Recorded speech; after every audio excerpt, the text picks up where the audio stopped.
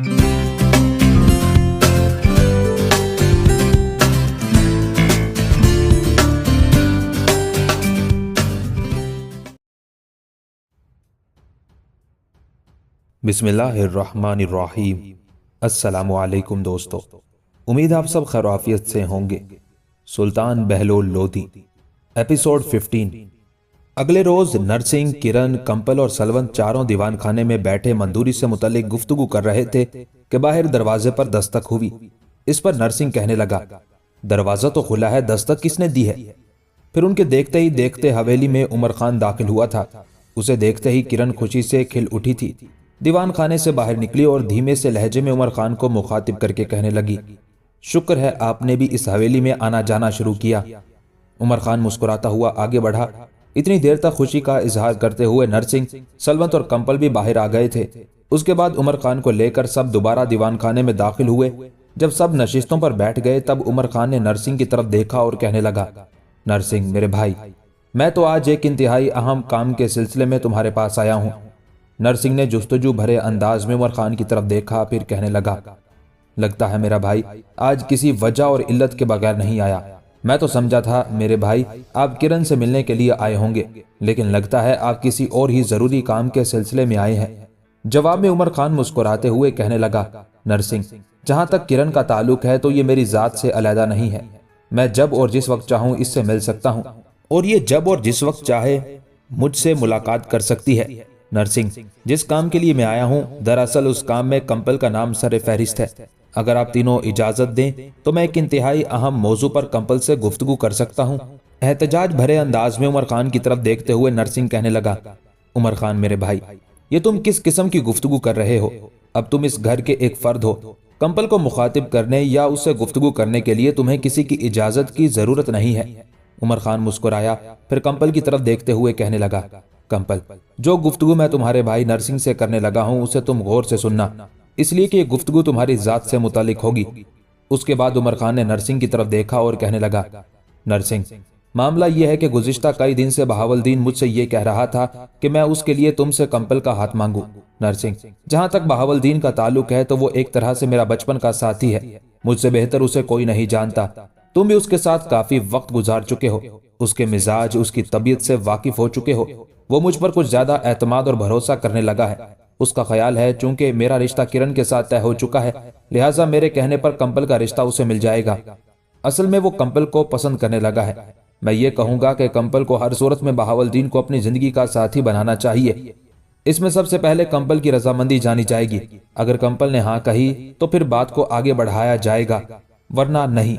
यहां तक कहने के बाद उमर खान जब खामोश हुआ तो उसकी तरफ बड़े गौर और इन्हिमाक से देखते हुए किरण मुस्कुरा रही थी। नरसिंह के चेहरे पर भी तबस्सुम था। फिर नरसिंह कहने लगा, जहां तक आपका मामला है, आपको तो पिताजी पहले ही पसंद करने लगे थे और वो खुद भी इस ख्वाहिश का इजहार कर चुके थे कि अगर किरण उमर खान को पसंद करती है तो फिर इन दोनों को जीवन साथी बना देना चाहिए। इस वक्त पिताजी तो यहाँ नहीं है। जहां तक मेरा ताल्लुक है तो बड़े भाई की हैसियत से मुझे तो ये बात बेहद पसंद है कि कंपल को बहावलदीन से ब्याह दिया जाए, इसलिए कि बहावलदीन आप ही की तरह एक नायाब शख्स है। मेरी जाती राय है कि वो कंपल को बड़ा खुश रखेगा। भाई, मैं आपसे ये भी कहता हूँ कि अगर मैं इस रिश्ते के लिए हाँ करता हूँ तो मेरे पिताजी कभी इनकार नहीं करेंगे, वो भी खुशी का इजहार करेंगे। बहरहाल मेरी तरफ से इस रिश्ते के लिए हाँ है। अब रिश्ते के लिहाज से आप भी कंपल के भाई हैं, आप बराह रास्त उससे बात कर लें। आपके सामने बैठी हुई है। उस मौके पर कंपल की गर्दन झुकी हुई थी, यहाँ तक कि उमर खान ने उसकी तरफ देखा और कहने लगा, कंपल, यूं गर्दन झुकाने से काम नहीं बनेगा। अपनी जबान से दो अल्फाज कह दो, तुम्हारा फैसला हम सब के लिए आखिरी होगा। एक बात याद रखना, अगर तुम इस रिश्ते से इनकार करती हो तो कोई तुमसे नाराज नहीं होगा, ना ही तुम पर जबरदस्ती का कोई बोझ डाला जाएगा। तुम्हारा फैसला आखिरी होगा। तुम अपनी खुशी से जिस राय का भी इजहार करोगी उसी पर अमल किया जाएगा। कुछ देर खामोशी रही, फिर कंपल ने एक गहरी निगाह उमर खान पर डाली, फिर कहने लगी, भाई, जहां तक बहावलदीन का ताल्लुक है तो मैं उनसे कई बार मिल चुकी हूँ। उनकी तबीयत, उनका मिजाज मुझे पसंद है। भाई, अगर हाँ कर चुके हैं तो मेरी क्या मजाल कि मैं इनकार करूं। अगर बहावलदीन मुझे पसंद करते हैं, मुझे चाहते हैं तो ये मेरी खुशकिस्मती है और मैं उनकी जीवन साथी बनने के लिए तैयार हूँ। कंपल के उन अल्फाज के साथ ही बेपनाह खुशी का इजहार करते हुए उमर खान अपनी जगह पर उठ खड़ा हुआ और कहने लगा, मैं ये खुशखबरी बहावलदीन से जाकर कहता हूँ। उस मौके पर एहतजाज करने के अंदाज में किरण फौरन बोल उठी, आप अभी जाएंगे नहीं, शाम का खाना हम सब के साथ खा कर जाएंगे। ये अच्छी खबर आप बहावलदीन को बाद में भी बता सकते हैं। इस पर उमर खान मुस्कुराते हुए कहने लगा, किरण, दरअसल बहावलदीन बाहर ही खड़ा है, मैं उसे अपने साथ लाया था और मैंने उससे कहा था कि अंदर हवेली में चलो, लेकिन वो कह रहा था कि पहले कंपल के सिलसिले में बात करें, अगर कंपल ने हाँ कह दी तो फिर मैं अंदर आ जाऊंगा। अब चूंकि कंपल ने हाँ कह दी है, लिहाजा मैं उसे बुलाकर अंदर लाता हूँ। इस पर किरण बेपनाह खुशी का इजहार करते हुए अपनी जगह से उठी और कहने लगी, आप बैठे रहें, मैं उन्हें बुलाकर लाती हूँ। उसके साथ ही किरण तकरीबन भागती हुई दीवान खाने से सहन की तरफ गई। दरवाजा उसने खोला। बहावलदीन बाहर वाकई दीवार से टेक लगाए खड़ा था। दरवाजा खोलकर किरण ने उसकी तरफ देखा और कहने लगी, भाई, बड़े अफसोस की बात है, जब उमर खान ने आपको अंदर आने के लिए कहा तो आप क्यों नहीं अंदर आए? अजनबियों की तरह बाहर क्यों खड़े हो गए? क्या आप हमारे लिए शनासा नहीं है? अब अंदर आए। बहावलदीन किरण के कहने पर अंदर दाखिल हुआ। किरण ने दरवाजा बंद किया, फिर बहावलदीन को मुखातिब करके कहने लगी, आपके लिए खुशखबरी यह है कि कंपल आपको अपना साथी बनाने के लिए तैयार है।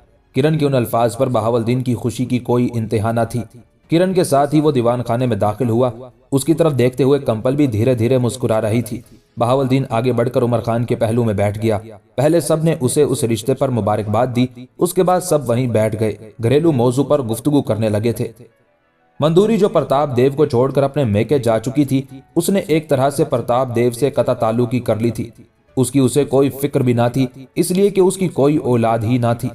उसका मेका भी भवी गांव में ही था और प्रताप देव के हाथ से निकलकर वो अपने बाप और भाइयों के घर में चली गई थी। एक रोज मंदूरी के एक भाई की बीवी सुबह ही सुबह उठी किसी काम के सिलसिले में। जब वो अंधेरे मुंह घर से निकलने लगी तब उसे दरवाजे के करीब एक गठड़ी पड़ी हुई मिली। दरवाजे को अंदर से जंजीर लगी हुई थी। लगता था जैसे किसी ने दीवार के ऊपर से वो गठड़ी दरवाजे के बैरूनी हिस्से के करीब फेंकी हो। वो चमड़े की एक मजबूत खर्जीन थी जो एक मजबूत मोटे कपड़े में बंधी हुई थी। मंदूरी के भाई की बीवी उसे देखकर परेशान हुई। पांव की एक ठोकर उसे लगाई, फिर गठड़ी उसने उठाई और अंदर रसोई में जो रोशनी हो रही थी वहां वो गठड़ी ले गई। जिस कपड़े से वो चर्मी खर्जीन बांधी हुई थी उसकी गांठें खोली और जब उसने खर्जीन का मुंह खोला तो वो चीखें मारने लगी थी और चीखें मारती हुई बरामदे में इधर उधर भागने लगी थी। उसकी चीखों की आवाज सुनकर मंदूरी के भाई, उनकी बीवी और मंदूरी का बाप और माँ भी सब भागम भाग बरामदे की तरफ आ गए थे। मंदूरी के भाई ने अपनी बीवी को पकड़ा। इस तरह चीखने चिल्लाने की वजह पूछी। इस पर उसने रसोई से बाहर रखी गठड़ी की तरफ इशारा किया। सब उस गठड़ी की तरफ गए और जब मंदूरी के भाई ने अंदर झांक कर देखा तो वो भी परेशान हो गया था। उसने नरनौल सिंह, गुलाब सिंह दोनों के कटे हुए सर जब बाहर निकाले तो मंदूरी पर गोया गशी तारी होने लगी थी। रंग उसका पीला हो चुका था। मंदूरी का भाई कुछ देर तक कटे हुए सरों को देखता रहा, फिर मंदूरी को मुखातिब करके कहने लगा, मंदूरी, लगता है हालात हमारे खिलाफ मजीद शिद्दत इख्तियार करने लगे हैं। यहाँ तक कहते कहते मंदूरी का भाई रुक गया, इसलिए कि खर्जीन से बाहर कागज का एक टुकड़ा भी खर्जीन के साथ सी दिया गया था। वो कागज का टुकड़ा मंदूरी के भाई ने अलहदा किया। उस पर जो तहरीर लिखी थी उसे पढ़कर सारे ही परेशान और फिक्रमंद हो गए थे, इसलिए कि उस तहरीर में मंदूरी को तंबीह की थी कि उसने उमर खान को कत्ल करने के लिए नरनौल और गुलाब सिंह का इंतखाब किया था। यह भी लिखा था कि उन दोनों को मौत के घाट उतार दिया गया है और ऐसा ही मामला मंदूरी के साथ भी किया जाएगा।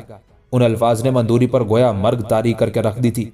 यहाँ तक कि उसका भाई उसे मुखातिब करके कहने लगा, मंदूरी, अब तेरा यहाँ रहना खतरे से खाली नहीं है। तूने उमर खान को कत्ल करने के लिए नरनौल और गुलाब को भारी रकम दी थी। दोनों का इंतखाब किया था कि वो उमर खान को कत्ल कर दें, लेकिन उमर खान ने उन दोनों को मौत के घाट उतार दिया है। अब उमर खान तेरी तरफ आएगा। याद रखना, इससे पहले तू प्रताप देव की बीवी थी, महफूज थी, लेकिन तुमने उससे कता ताल्लुकी करके हमाकत का सबूत दिया। उससे तुम मालवा की रानी थी, लिहाजा महफूज थी। अब ना तुम प्रताप देव की बीवी रही हो, ना ही मालवा की रानी हो, लिहाजा तुम गैर महफूज हो गई हो। देखो, आज ही तैयारी कर लो, मैं तुम्हें जौनपुर में अपने अजीजों के पास छोड़ आऊंगा। अगर तुम यहाँ रही तो याद रखना, चंद ही दिन के अंदर अंदर उमर खान या उसके मुकर्रर किए हुए आदमी तुम्हें मौत के घाट उतार देंगे। मंदूरी, मैं जानता हूँ तुम हमें किस कदर चाहती हो, लेकिन इस वक्त तुम्हारी जिंदगी खतरे में है। देखो, आज रात की तारीकी में कोई दीवार के ऊपर से गठड़ी हमारे घर में फेंक गया है। उमर खान का कोई आदमी रात की तारीकी में ये काम कर सकता है, तो रात की तारीकी में वो बड़ी आसानी से तुम्हारी ही नहीं, तुम्हारे साथ हमारी गर्दनें भी काट सकता है। लिहाजा बेहतरी इसी में है कि तुम अब यहाँ ना रहो, तैयारी करो, मैं तुम्हें जौनपुर छोड़ आता हूँ। नरनौल और गुलाब सिंह दोनों के कटे हुए सर देखकर मंदूरी पर पहले ही घसी की कैफियत तारी हो चुकी थी। उसने बरामदे की दीवार से टेक लगा ली थी और जब कागज की तहरीर पढ़ी गई तो मंदूरी की हालत मजीद बिगड़ गई थी। اس کے بعد اس کے بھائی نے یہ کہا کہ نرنول اور کولاب کے بعد اب وہ بھی زیادہ دن زندہ نہ رہ پائے گی، قتل کر دی جائے گی، لہٰذا وہ یہاں سے جون پور منتقل ہو جائے تو مندوری کے اوسان خطا ہونے میں جو کسر رہ گئی تھی وہ بھی پوری ہو گئی۔ دیوار سے ٹیک لگائے لگائے اچانک وہ زمین پر گر گئی۔ کٹے ہوئے سروں کو بھول کر سب مندوری کی طرف متوجہ ہوئے۔ بھائی نے آگے بڑھ کر اس کا جائزہ لیا، اس پر گشی تاری ہو چکی تھی۔ اس موقع پر مندوری کا باپ بھی اس کے پاس بیٹھ گیا، اس کی نبض کا جائزہ لیا، پھر دکھ بھرے انداز میں اپنے بیٹوں اور اپنی بہوؤں کو مخاطب کر کے کہنے لگا، مندوری ختم ہو چکی ہے، اب یہ اس دنیا میں نہیں رہی۔ مندوری کے بھائی اور ان کی بیویاں رونے لگی تھی۔ پھر اسی روز مندوری کی چتا جلا دی گئی تھی۔ جون پور کے حکمرانوں کے ساتھ بظاہر سلطان بہلول لودھی کی صلح ہو گئی تھی، اس لیے کہ اس سے پہلے جون پور کا حاکم محمود شرکی بہلول لودھی سے ٹکراتا رہا۔ اس کے بعد اس کا بھائی محمد شاہ چند ماہ کے لیے حکمران رہا، اس کا بھی بہلول لودھی سے ٹکراؤ ہوا۔ محمد شاہ کے بعد اس کا بھائی حسین شرکی جون پور کا حکمران بنا۔ حسین شرکی چند ماہ بالکل خاموش رہا۔ بظاہر اس نے سلطان بہلول لودھی کے ساتھ صلح کر لی تھی، لیکن اندر ہی اندر وہ اپنی جنگی تیاریوں کو عروج پر پہنچائے ہوئے تھا۔ دراصل وہ ماضی میں اپنے بھائیوں کی بہلول لودھی کے ہاتھوں شکست کا انتقام لینے کا تہیہ کیے ہوئے تھا۔ چنانچہ اس نے اتنا بڑا لشکر تیار کر لیا تھا جتنا اس وقت ہندوستان میں کسی دوسرے حکمران کے پاس نہیں تھا، حتیٰ کہ سلطان بہلول لودھی کے پاس بھی اتنا بڑا لشکر نہیں تھا۔ چنانچہ حسین شرکی نے جب اندازہ لگایا کہ اب اس کی عسکری طاقت اور قوت اس قدر ہو گئی ہے کہ وہ ہندوستان کے ہر مسلمان حکمران اور ہر راجہ کو اپنے سامنے زیر اور پست کر سکتا ہے، تب اس نے پورے ہندوستان پر حکومت کرنے کا ارادہ کرتے ہوئے حرکت میں آنے کی ٹھانی، کیونکہ اس کے راستے میں سب سے بڑی رکاوٹ بہلول لودھی ہی تھا۔ چنانچہ اس نے اپنے کام کی ابتدا بھی بہلول لودھی ہی سے کی۔ مورخین لکھتے ہیں کہ حسین شرکی بہلول لودھی سے ٹکرانے اور اس پر ضرب لگانے، ماضی کی اس کی کامیابیوں کو اس کی شکستوں میں تبدیل کرنے کے لیے حرکت میں آیا۔ ایک بہت بڑا لشکر لے کر جون پور سے نکلا۔ مورخین لکھتے ہیں کہ اس لشکر میں 70,000 سوار اور 1,000 مست سدائے ہوئے ہاتھی بھی شامل تھے۔ مورخین یہ بھی لکھتے ہیں کہ جب سلطان بہلول لودھی کو خبر ہوئی کہ جون پور کا حکمران حسین شرکی اس پر ضرب لگانے کے لیے اتنے بڑے لشکر کے ساتھ نکلا ہے تو سلطان بہلول لودھی گھبرایا، اس لیے کہ اس سے پہلے کوئی اتنا بڑا لشکر لے کر اس کے مقابل نہیں آیا تھا۔ سلطان بہلول لودھی نے اپنے سالاروں کا اجلاس طلب کر لیا۔ جب سارے سالار اور عمرہ اس کے پاس جمع ہو گئے تو مخبروں نے حسین شرکی کے لشکر اور اس کی جنگی تیاریوں کے متعلق جو اطلاعات فراہم کی تھی، سلطان نے سب سے پہلے اپنے سالاروں اور عمرہ کو ان سے آگاہ کیا۔ اس کے بعد سارے سالاروں سے مشورہ کرنے کے بعد یہ طے پایا کہ لشکر لے کر دہلی سے نکلا جائے اور حسین شرکی سے ٹکرایا جائے۔ اسی مجلس میں یہ بھی طے پایا کہ ایک لشکر دہلی میں مرکز کی حفاظت پر چھوڑا جائے۔ عیسیٰ خان اور دریا خان جو کبھی جون پور کے حکمرانوں کے ساتھ شامل تھا اور اب سلطان بہلول لودھی سے ملا تھا، اسے بھی دہلی میں رکھا جائے۔ یہ بھی طے پایا کہ عیسیٰ خان اور دریا خان کے ساتھ کچھ دوسرے عمرہ اور چھوٹے سالاروں کو رکھا جائے جو سلطان بہلول لودھی کی غیر موجودگی میں دہلی کی حفاظت کا سامان کریں، اور یہ سارے انتظامات مکمل کرنے کے بعد سلطان بہلول لودھی اپنے لشکر کو لے کر دہلی سے نکلا تھا۔ لگاتار سفر کرتے ہوئے ایک جگہ راستے میں سلطان بہلول لودھی نے اپنے لشکر کے ساتھ پڑاؤ کیا۔ اسی پڑاؤ کے دوران سلطان بہلول لودھی کے وہ مخبر جو اس نے دہلی سے روانہ ہونے سے پہلے اپنے آگے بھیجے تھے تاکہ حسین شرکی کے لشکر کا جائزہ لے، وہ اسی پڑاؤ کے دوران سلطان کی خدمت میں حاضر ہوئے۔ ان کی آمد پر سلطان نے کرملی خان، عمر خان، بہاولدین، مبارز خان، علی خان، قطب خان اور اپنے بھتیجے اعظم ہمایوں کو بھی اپنے پاس طلب کر لیا۔ اس کے بعد مخبروں کو مخاطب کر کے کہنے لگا، میرے عزیزو، اب سارے سالار یہاں جمع ہے، ان کی موجودگی میں کہو تم کیا خبریں لے کر آئے ہو۔ اس پر ایک مخبر بولا اور سلطان بہلول لودھی کو مخاطب کر کے کہنے لگا، سلطان محترم، حسین شرکی اپنے لشکر کے ساتھ ابھی بہت دور ہے، چونکہ اس کے لشکر کی تعداد بہت زیادہ ہے، اس لیے اس کے آگے بڑھنے کی رفتار بھی تھوڑی ہے۔ حسین شرکی بذات خود لشکر میں شامل ہے، اس کا بھتیجا جو کبھی ہماری اسیری میں تھا وہ بھی لشکر کے ایک حصے کی کمانداری کر رہا ہے۔ ہم پر ضرب لگانے کے لیے حسین شرکی نے جو منصوبہ بندی کی ہے، اس کے تحت ہماری سرحدوں پر آنے کے بعد حسین شرکی اپنے لشکر کو 2 حصوں میں تقسیم کرے گا۔ ان 2 حصوں میں سے ایک تو وہ اپنے پاس رکھے گا، اس کی کمانداری بھی خود کرے گا، اور اپنے بھتیجے جلال خان کو اپنے نائب کی حیثیت سے اپنے ساتھ رکھے گا۔ لشکر کا جو دوسرا حصہ ہوگا وہ مزید 2 حصوں میں تقسیم ہوگا۔ ان دونوں حصوں پر علیحدہ علیحدہ سالار مقرر کیے جائیں گے، اور لشکر کے وہ دونوں حصے ہمارے علاقوں میں داخل ہو کر جگہ جگہ حملہ آور ہونے کے ساتھ لوٹ مار کا بازار گرم کریں گے، اپنے لیے رسد کا سامان سمیٹیں گے، چاروں طرف تباہی و بربادی اور قتل و غارت گری پھیلائیں گے تاکہ ہمارے علاقوں میں دہشت پھیل جائے اور ہمارے علاقوں کے لوگ آپ سے متنفر ہو جائیں۔ کہ آپ ان کی حفاظت کا سامان نہیں کر سکتے۔ حسین شرکی ایسا اس لیے بھی کرنا چاہتا ہے کہ اس کا خیال ہے کہ ہمارے سرحدی علاقوں میں دور دور تک وہ تباہی اور بربادی کا کھیل کھیلے گا، بستیوں شہروں کو وہ لوٹے گا، آگ لگاتا چلا جائے گا۔ وہ یہ بھی خیال رکھتا ہے کہ جب آپ لشکر کو لے کر اس کا مقابلہ کرنے کے لیے ان علاقوں میں پہنچیں گے تو آپ کو کہیں سے بھی رسد کا سامان نہیں ملے گا، لہٰذا آپ اس کے سامنے ٹھہر نہیں سکیں گے۔ ہمیں شکست دینے کے لیے حسین شرکی نے ایک طرح سے اپنے اس فعل کو جنگی منصوبہ بندی کے طور پر استعمال کرنے کا تہیہ کیا ہے۔ وہ یہ ارادہ رکھتا ہے کہ جب وہ ایسا کرے گا تو اس کی فتح اور کامیابی یقینی اور ہماری پسپائی ہمارا مقدر بن جائے گی۔ ایسا کر کے حسین شرکی دو مزید فوائد حاصل کرنا چاہتا ہے۔ اس کا خیال ہے کہ جب ہمارے ان علاقوں پر تباہی اور بربادی پھیلائے گا، چاروں طرف آگ اور آتش کا کھیل کھیلے گا، لوگوں کو تباہ حال کرے گا، تو اس کا پہلا رد عمل یہ ہوگا کہ ان علاقوں کے لوگ آپ سے متنفر ہو جائیں گے، آپ کے ماتحت بننا پسند نہیں کریں گے۔ اور چونکہ حسین شرکی ان علاقوں پر وارد ہو کر اپنی طاقت اور قوت کا مظاہرہ کرے گا، لہٰذا حسین شرکی یہ بھی امید رکھتا ہے کہ ان علاقوں کے لوگ آپ کے تحت رہنے کی بجائے یہ پسند کریں گے کہ وہ حسین شرکی کی رعایا بن کر رہیں۔ اس طرح حسین شرکی یہ بھی امید لگائے بیٹھا ہے کہ ایسا کر کے وہ لڑے بغیر بھی ہمارے کچھ علاقوں پر قبضہ کرنے میں کامیاب ہو جائے گا۔ یہاں تک کہنے کے بعد آنے والا وہ مخبر جب خاموش ہوا تو دکھ بھرے انداز میں بہلول لودھی کہنے لگا، ماضی کی ناکامیوں اور شکستوں کو سامنے رکھتے ہوئے میں نے تو یہ اندازہ لگایا تھا کہ محمد شاہ کے بعد یہ حسین شرکی دانش مندی اور دور اندیشی سے کام لے گا، جنگ سے پرہیز کرے گا اور اپنی رعایا کی فلاح اور بہبود کے لیے کام کرے گا۔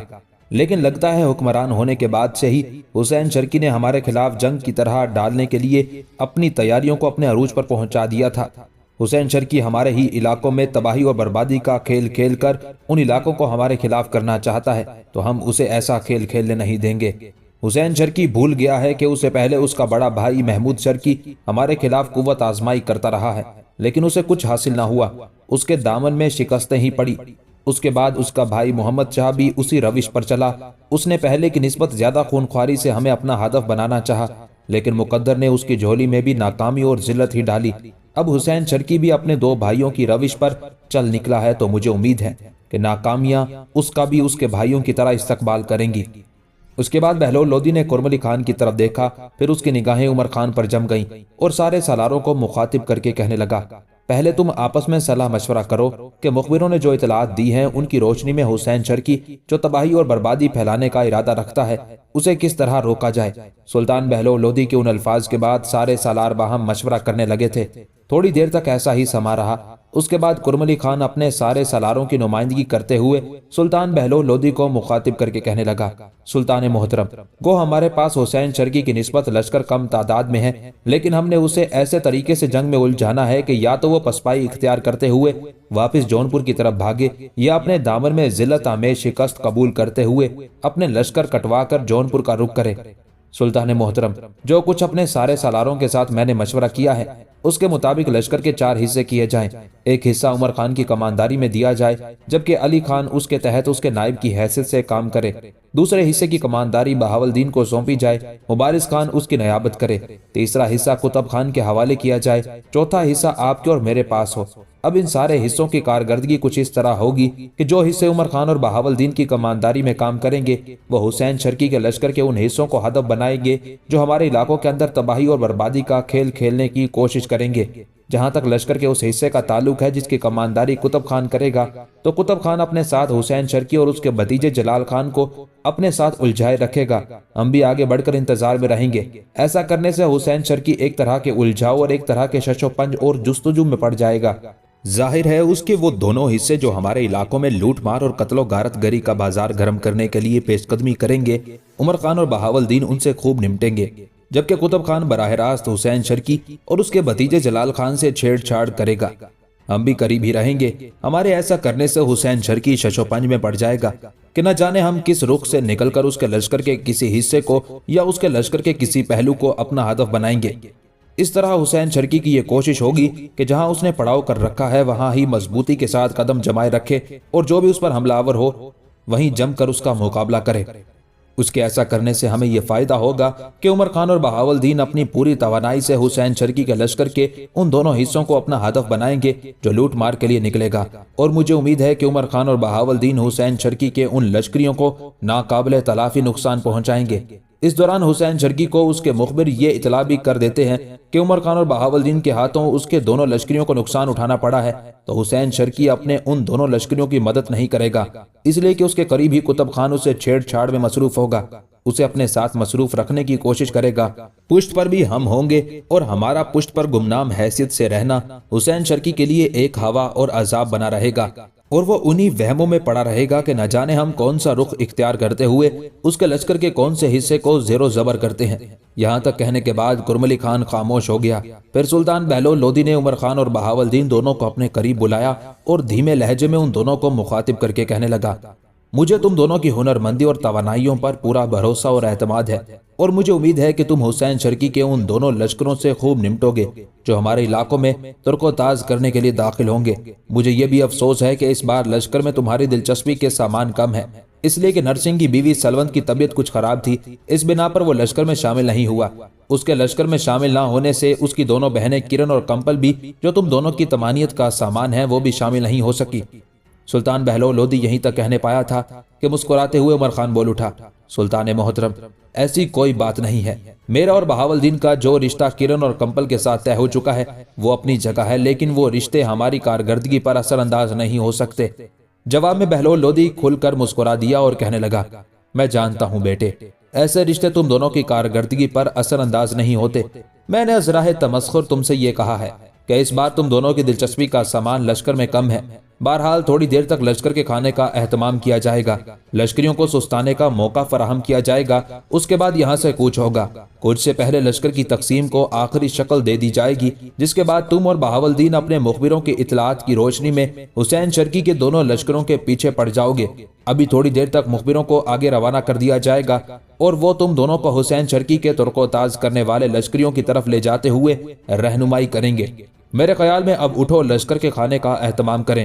اس کے ساتھ سارے سالار بہلول لودھی کے ساتھ ہو لیے تھے۔ لشکر کے کھانے کا اہتمام کیا گیا، لشکر کو کچھ سستانے کا موقع بھی فراہم کیا گیا۔ اس کے بعد لشکر نے آگے کوچ کیا تھا اور حسین شرکی کے لشکر سے ذرا فاصلے پر جا کر سلطان بہلول لودھی نے اپنے لشکر کے ساتھ پڑاؤ کر لیا تھا۔ دوسری طرف حسین شرکی نے اسی روز اپنے جنگی لاہے عمل پر کام کرنے کی ابتدا کر دی تھی۔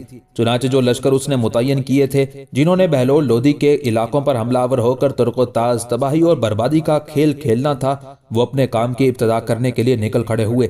یہ دونوں لشکر رات کے سینے کے ویران گوشوں میں حرص و ہوس کی جستجو اور بکھرے حروف کی تلاش کرتے، خود غرض، بخیل اور قسمت آزما سوداگروں اور وقت کے در و دیوار پر لہو میں ڈوبی داستان رقم کرنے والوں کی طرح بہلول لودھی کے علاقوں کی طرف بڑھے تھے۔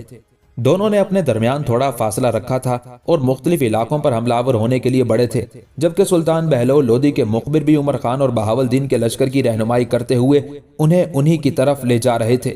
سب سے پہلے عمر خان کا حسین شرکی کے لشکر کے ایک حصے کے ساتھ ٹکراؤ شروع ہوا اور ان کے پاس پہنچتے ہی عمر خان موت کی منڈی، قضا کے میلے میں رشتوں کی زنجیریں کاٹتے، تباہی کی آگ، مایوسی کے اندھیرے، سہمی سہمی فضاؤں، تاریک افق پر امیدوں کی کرنوں کو بڑی تیزی سے کرب خیز کرتی ہولناک نفرت کی آگ، بربادیوں کے بھنور، فضاؤں کے اجنبی دھندلکوں میں سفلی خواہشات کو وحشی صدیوں کے غبار میں تبدیل کر دینے والے جبر و ظلم کی سیاہ گھٹاؤں، نفرت کی پھیلی تیلی سا آگ و خون کے وحشت بدوش کھیل اور پریشان لمحوں کے ہجوم کی طرح حملہ آور ہو گیا تھا۔ کچھ دیر تک حسین شرکی کے اس لشکر نے عمر خان کا ڈٹ کر مقابلہ کیا، لیکن بڑی تیزی کے ساتھ عمر خان نے ان پر اپنا دباؤ بڑھانا شروع کر دیا تھا، جس کے نتیجے میں حسین شرکی کے اس لشکر کی حالت آہستہ آہستہ بے ثمر خواہشوں، نا امیدیوں کی کڑوی گولی، بربادی کی ساعتوں سے بھی ابتر ہونا شروع ہو گئی تھی۔ تھوڑی دیر کے مزید ٹکراؤ کے بعد عمر خان کے سامنے سے حسین شرکی کا وہ لشکر بھاگ کھڑا ہوا، لیکن اب یوں بچ کر بھی بھاگنا آسان نہ تھا۔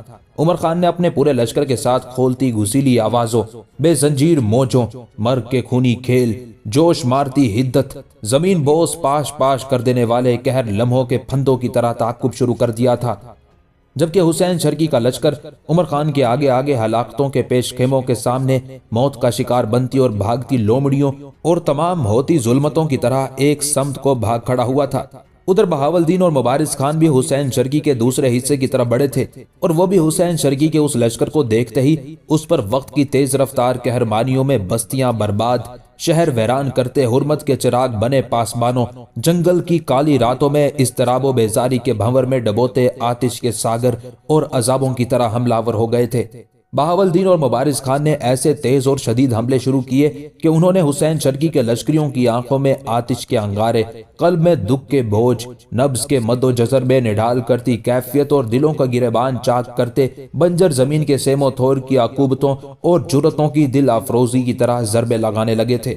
جس طرح عمر خان کے سامنے تھوڑی دیر کی جنگ کے بعد حسین شرکی کے لشکر کی حالت بدلنا شروع ہوئی تھی، ویسی ہی حالت بہاولدین اور مبارز خان کے سامنے آنے والے حسین شرکی کے لشکر کے حصے کی بھی ہوئی تھی، اور بہاولدین اور مبارز خان نے بھی بڑی تیزی سے ان کی حالت قبروں کی خاموشیوں، بوسیدہ کفن کیسی ویرانیوں، راہوں پر بکھرتے آشوب اور برباد کرتی تپش جیسی ہونا شروع ہو گئی تھی۔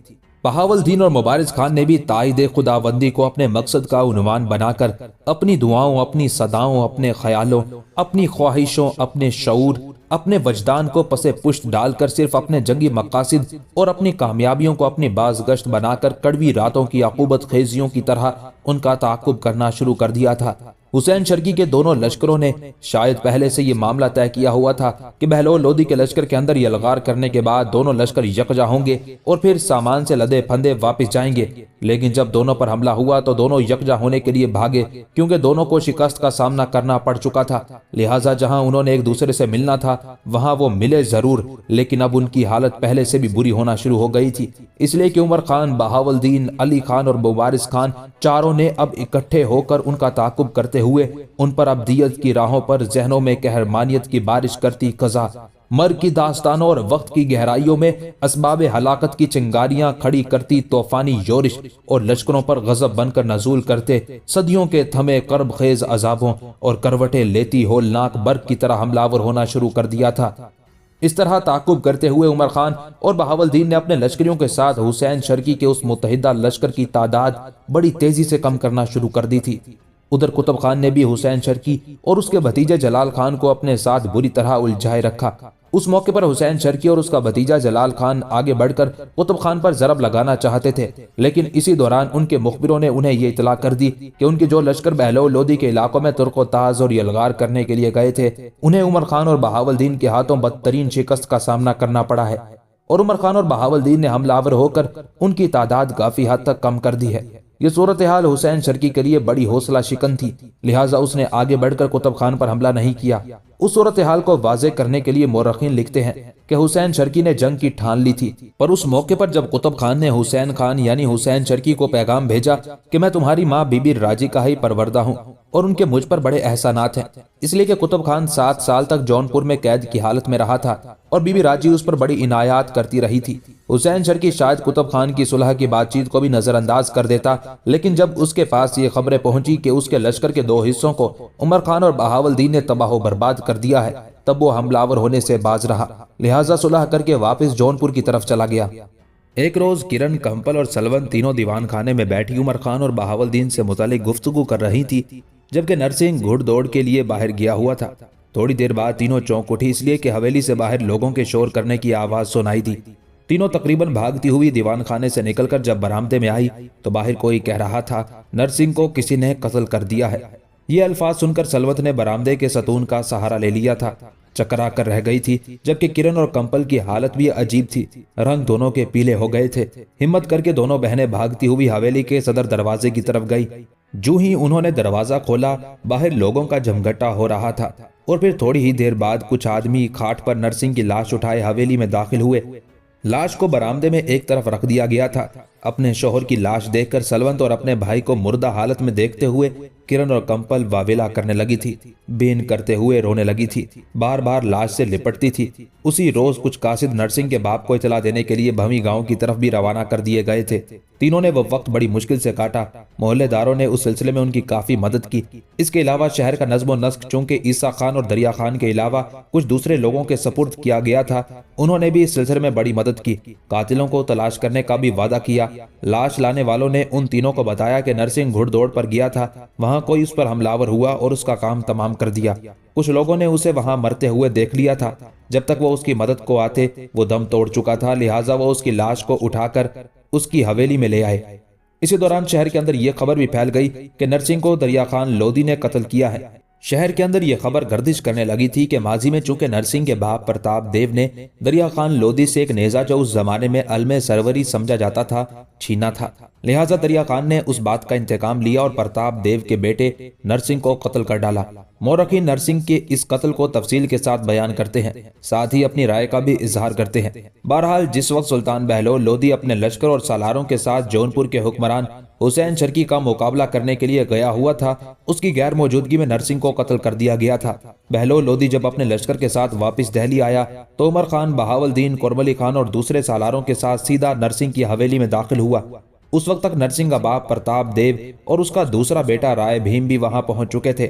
सुल्तान बहलोल लोधी ने कुछ देर वहां बैठकर मालवा के साबिक राजा प्रताप देव से उसके बेटे के मरने पर दुख का इजहार किया और उससे वादा किया कि कातिलों को तलाश करके उन्हें हर सूरत में सजा के अमल से गुजारा जाएगा।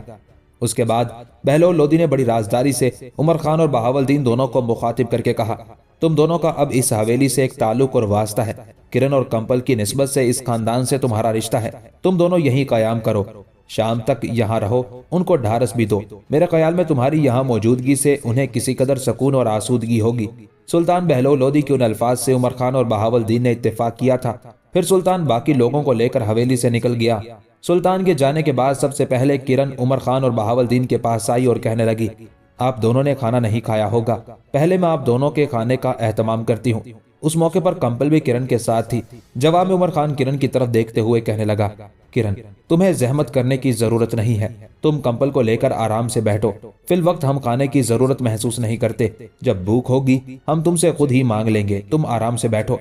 इस पर किरण और कंपल दोनों उमर खान और बहावलदीन के सामने उस जगह बैठ गई थी जहां वो उससे पहले बैठी हुई थी और उनके दाएं बाएं सलवंत, प्रताप देव, राय भीम बैठे हुए थे। उस मौके पर गुफ्तगू का आगाज उमर खान ने किया और प्रताप देव को, जिसे प्रताप राय भी कहकर पुकारा जाता था, मुखातिब करके कहने लगा, आपके ख्याल या आपकी राय के मुताबिक नरसिंह का कातिल कौन हो सकता है?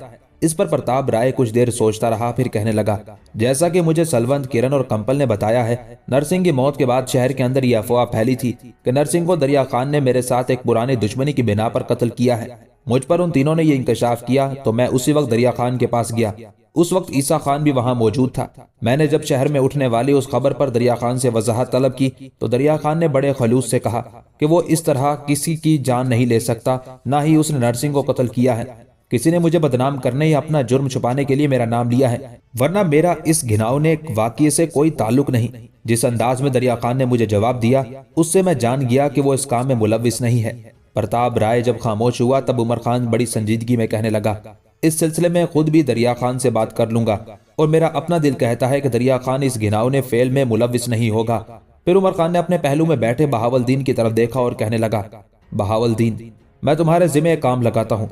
मुबारिस खान और अली खान के साथ मिलकर पहले ये जानने की कोशिश करो कि शहर के अंदर ये खबर कैसे फैली कि प्रताप राय के साथ पुरानी दुश्मनी की वजह से दरिया खान ने नरसिंह को मौत के घाट उतार दिया है। इस सिलसिले में मैं बजाते खुद दरिया खान पर कोई शुबा या शक नहीं करता। मुझे एक और शख्स पर शक है जो नरसिंह के कत्ल में मुलव्विस हो सकता है। उमर खान के उन अल्फाज पर प्रताप राय, उसका बेटा राय भीम, सलवंत, किरण और कंपल पांचों चौंक उठे थे। फिर किरण ने चाहत भरे अंदाज में उमर खान की तरफ देखते हुए पूछा, भाई के कत्ल में आपको किस पर शक है? उमर खान ने कुछ सोचा, फिर धीमे लहजे में कहने लगा, मेरा अंदाजा है इस बदतरीन फेल में भेर सिंह मुलव्विस हो सकता है। उमर खान के उस इंकशाफ पर चौंकने के अंदाज में प्रताप राय ने पूछ लिया, ये भेर सिंह कौन है? इसकी मेरे बेटे नरसिंह से क्या दुश्मनी हो सकती है और वो मेरे बेटे को क्यों कत्ल करेगा? जवाब में उमर खान बोल उठा, भेर सिंह यहाँ के गले और अनाज के सबसे बड़े ताजिर बसत सिंह का बेटा है।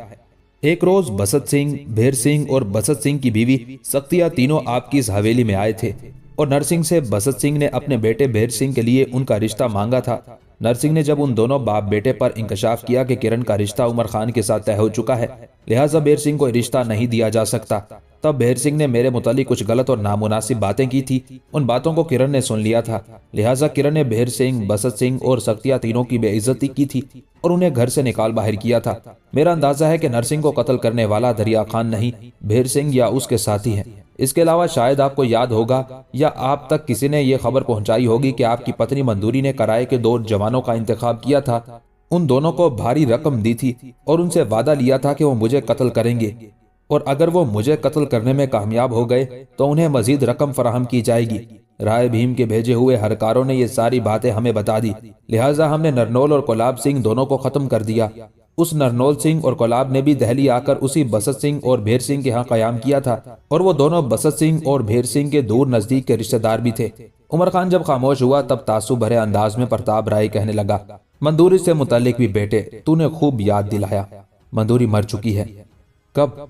चौंकने के अंदाज में एक साथ किरण और कंपल ने पूछ लिया था।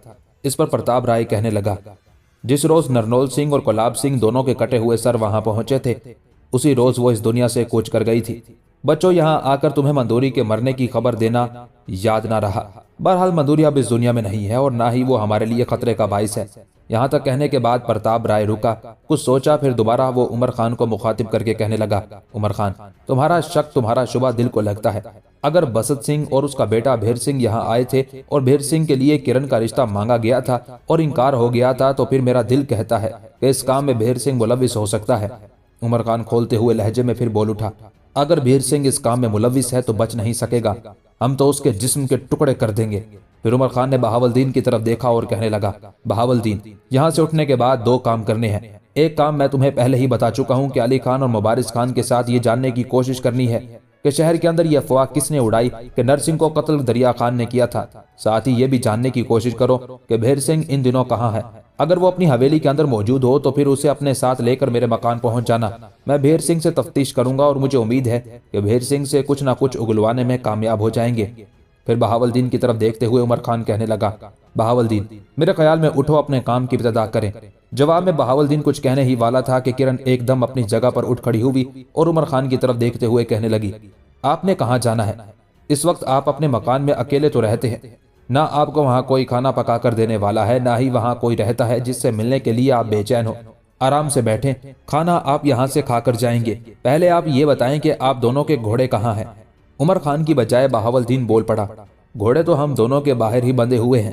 किरण मेरी बहन, हमारा इस वक्त जाना जरूरी है ताकि हम भेर सिंह के मुतालिक कुछ इतलात हासिल कर सके, साथ ही ये भी जानने की कोशिश कर सके कि दरिया खान के सिलसिले में उठने वाली खबर दहली शहर में किसने फैलाई।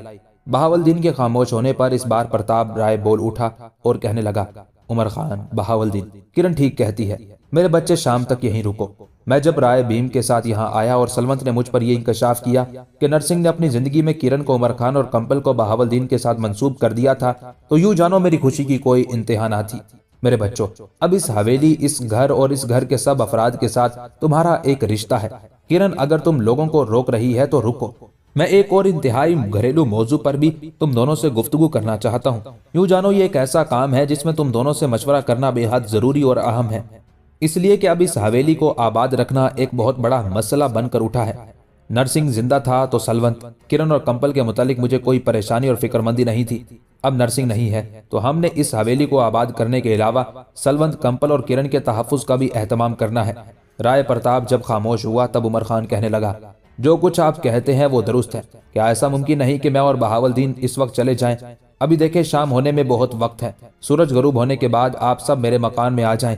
रात का खाना वहीं सब इकट्ठे बैठकर खाएंगे। बहावलदीन भी वहां आ जाएगा। वहीं आप जो गुफ्तगू मुझसे और बहावलदीन से करना चाहते हैं वो कर लीजिएगा। उमर खान के खामोश होने पर किरण बोल उठी, हम वहां आने के लिए तैयार हैं और आपकी इस तजवीज़ को मानते भी हैं, लेकिन हमारी एक शर्त है। कैसी शर्त? उसकी तरफ घूरने के अंदाज में देखते हुए उमर खान ने पूछ लिया था। शर्त यह है कि सब के लिए खाना यहाँ से तैयार होकर जाएगा। उमर खान पहले मुस्कुराया, फिर नफी में गर्दन हिलाई और कहने लगा, किरण, तुम्हें ऐसी जहमत करने की जरूरत नहीं है। मैं तुमसे ये कहूंगा कि तुम लोग जरा जल्दी आ जाना। तुम्हारे आने तक खाने पीने का सारा सामान मेरे मकान की रसोई में मौजूद होगा। तुम जो चीज भी तैयार करना चाहोगी उसका सामान तुम्हें वहां मिलेगा। यूं जानो ये मेरी ख्वाहिश है कि आज खाना वहां तैयार हो और सब मिलकर खाएं। जब किरण ने इस पर रजामंदी का इजहार कर दिया तब कंपल भी मान गई। बाकी ने भी इत्तेफाक किया। उसके बाद उमर खान और बहावलदीन दोनों वहां से उठकर चले गए थे।